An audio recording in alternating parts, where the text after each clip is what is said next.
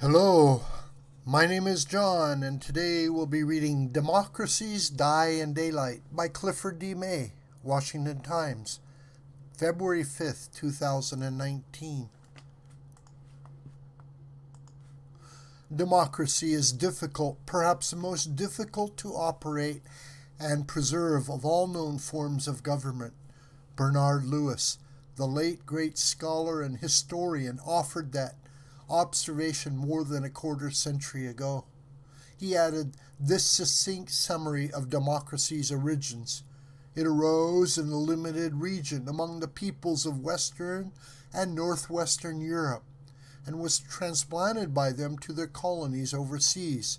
It has flourished, or at least survived, in some other places, sometimes, as in India, bequeathed by the departing imperial rulers, sometimes, as in the former Axis countries, imposed or implanted by the victors. For half a century, Freedom House, the watchdog organization founded in 1941, has been monitoring democracy's progress around the world. The trend line has been encouraging until lately. Its new annual report, Democracy in Retreat, is described as a grim assessment marking the 13th consecutive year of global declines in political and civil liberties. Of 195 countries evaluated, 116 experienced a net decline, while only 63 chalked up a net improvement. Hungary is demoted from free to partly free. Nicaragua falls from partly free to not free.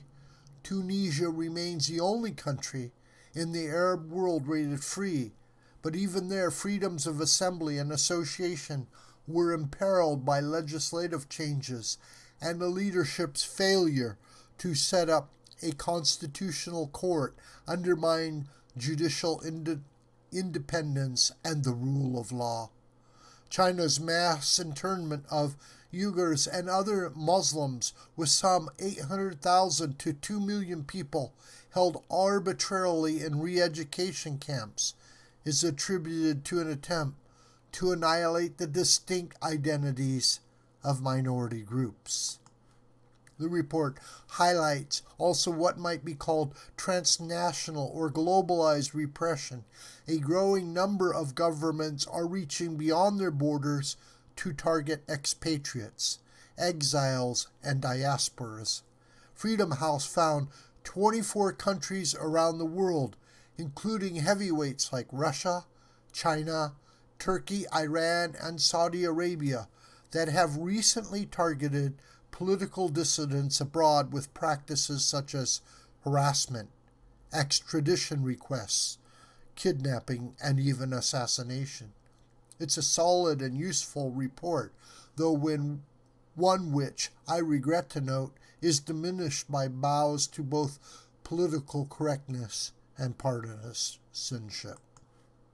An example, the report states that the 8 democracies have suffered score declines in the past 3 years alone due to their treatment of migrants.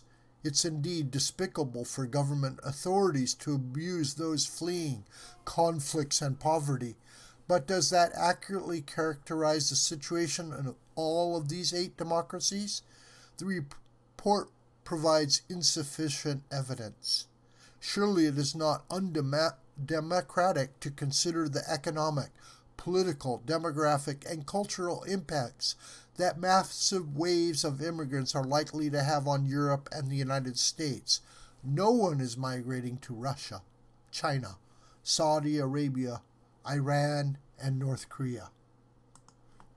Nor is it undemocratic for self-governing citizens to decide which migrants and how many they will permit to cross their sovereign borders and avail themselves of the civil rights and social benefits those citizens provide for themselves.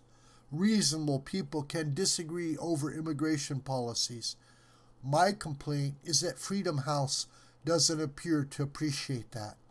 A second quarrel. Freedom House criticizes Israel for a law confirming its long-standing self-identification as the nation-state of the Jewish people.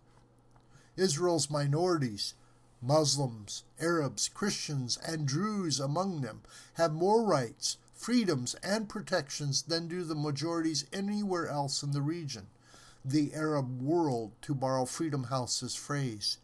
Yet for some reason, Freedom House concludes that a restatement of Israel's reason of existence, self-determination for the Jewish nation in part of its ancient homeland, has strained Israel's democracy and downgraded the constitutional status of non-Jewish citizens. It's a bum rap.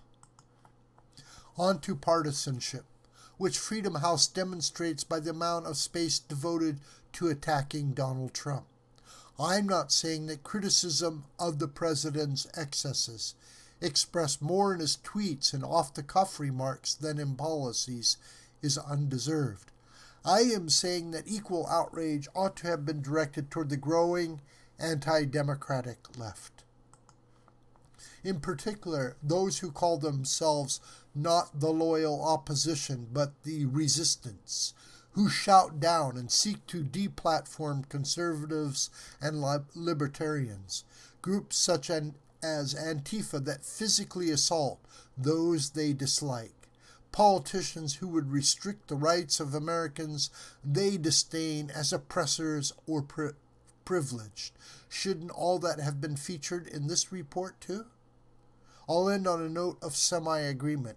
Freedom House is correct to sound the alarm about the decline of democracies abroad and the erosion of democratic values at home. The report asserts only a united front among the world's democratic nations and a defense of democracy as a universal right, rather than the historical inheritance of a few Western societies, can roll back the world's current authoritarian and anti-liberal trends. I wish I believed that would do the trick. What might? At home we need to once again reinforce, rather than trash, Democrat habits and institutions. Students need to be taught, and voters reminded that democracy remains the worst form of a government except for all those other forms that have been tried. Abroad, we need to use all instruments of American power to prevent the continuing ascendance of authoritarians, prioritizing those who intend us harm. Yes, I am arguing against isolation, but no, I am not arguing for nation building, a mission for which Americans have neither appetite nor aptitude. As Bernard Lewis pointed out, democracy has generally taken root in far-flung lands only after being bequeathed by colonists or imposed by victors. At present, Americans can be accurately described by neither term. This video is a production of the School of the White Crane. Hi, my name is John Brooker. Please subscribe to this YouTube channel, and please share this video with your family and friends and on social media. May God richly bless you, my beloved.